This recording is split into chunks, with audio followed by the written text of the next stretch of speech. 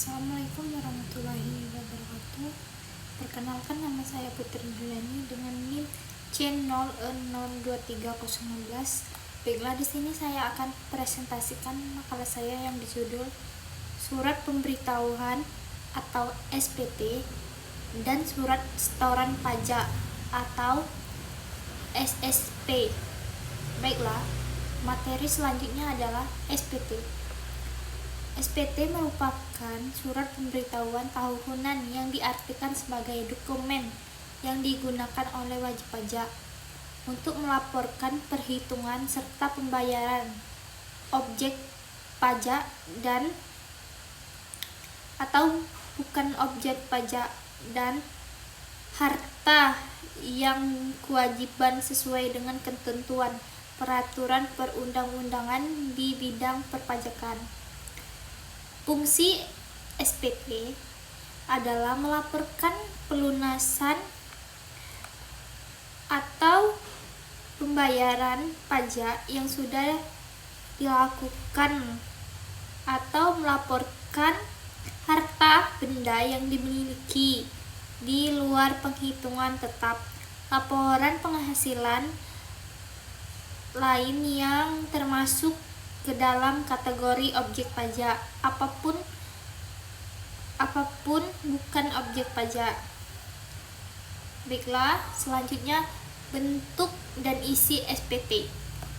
Berdasarkan Peraturan Menteri Keuangan Republik Indonesia Nomor 9 PMK 03/2018 tentang perubahan atas Peraturan Menteri Keuangan Nomor 24/3 PPK 03/2014 tentang surat pemberitahuan, bentuk SPT terbagi menjadi dua, yaitu dalam bentuk hard copy, formulir dalam bentuk kertas, dan dokumen elektronik.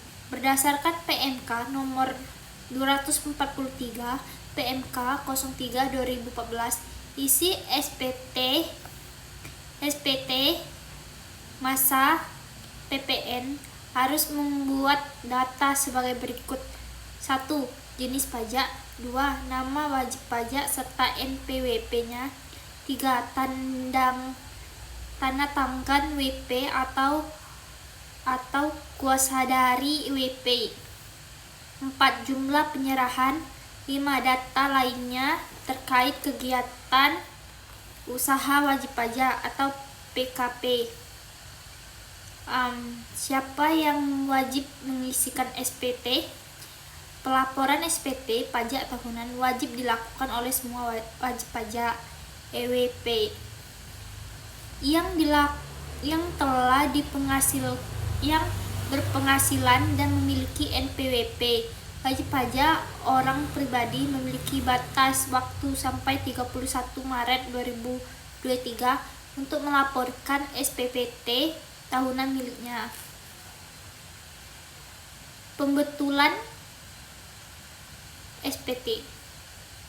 Pembetulan merupakan cara yang bisa dilakukan oleh wajib pajak yang sudah melaporkan kewajiban SPT-nya tetapi belum sepenuhnya benar, lengkap atau jelas. Seluruh komponen pada SPT bisa dibetulkan, baik itu penghasilan, aset atau harga utang ataupun kewajiban dan pajak terutang.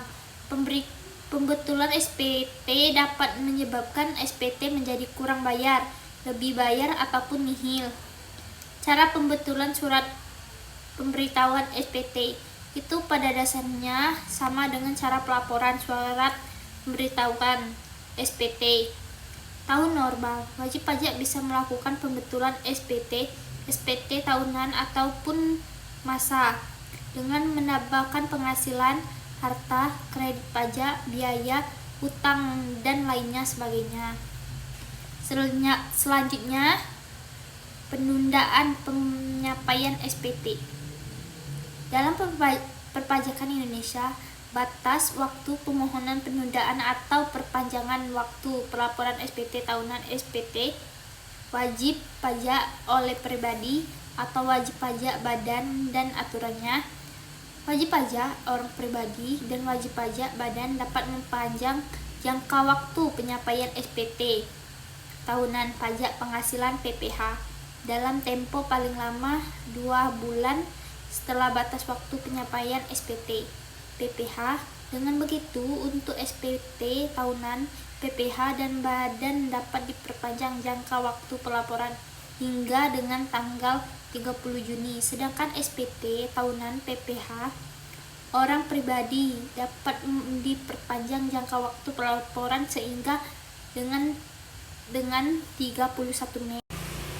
Baiklah, selanjutnya sanksi SPT. Pengenaan sanksi pidana juga diatur dalam pasal 39. Dalam pasal tersebut berbunyi, setiap orang dengan kesengajaan tidak menyampaikan SPT atau menyampaikan SPT dan keterangan yang isinya tidak benar atau tidak lengkap sehingga dapat menimbulkan kerugian pada pendapatan negara, dikenakan sanksi pidana. Sanksinya adalah pidana penjara paling singkat 6 bulan dan paling lama 6 tahun, dan denda paling sedikit 2 kali jumlah pajak terutang yang tidak ada, kurang dibayar, dan paling banyak 4 kali jumlah pajak terutang yang tidak akan atau kurang dibayar. Selanjutnya SSP. Surat setoran pajak SSP merupakan bukti pembayaran atau penyetoran pajak yang sudah dilakukan oleh wajib pajak dengan menggunakan formulir atau dengan cara lain ke kas negara. SSP berfungsi sebagai bukti pembayaran pajak jika diverifikasi oleh pejabat yang berwenang dari otoritas penerimaan atau jika telah diverifikasi oleh orang lain yang berwenang. Selanjutnya, batas waktu pembayaran penyetoran pajak. PPh pasal 4 ayat 2, pajak yang dipotong oleh pemotongan PPh harus disetorkan paling lama tanggal 10 bulan berikutnya setelah masa pajak berakhir. Untuk pajak yang harus dibayarkan sendiri, pajak harus disetorkan paling lama tanggal 15 bulan berikutnya setelah masa pajak berakhir, kecuali ada ketetapan lain dari Menkun. PPh pasal 15. Pajak yang dipotong oleh pemotongan harus disetorkan paling lambat tanggal 10 bulan berikutnya setelah masa pajak berakhir. Untuk yang 7 dibayarkan sendiri, maka batas penyetorannya adalah tanggal 15 bulan berikutnya yang telah masa pajak berakhir. PPh pasal 21. Pajak yang dipotong oleh pemotong harus disetorkan paling lambat tanggal 10 bulan berikutnya setelah masa pajak berakhir. PPh pasal 23 dan PPh pasal 26.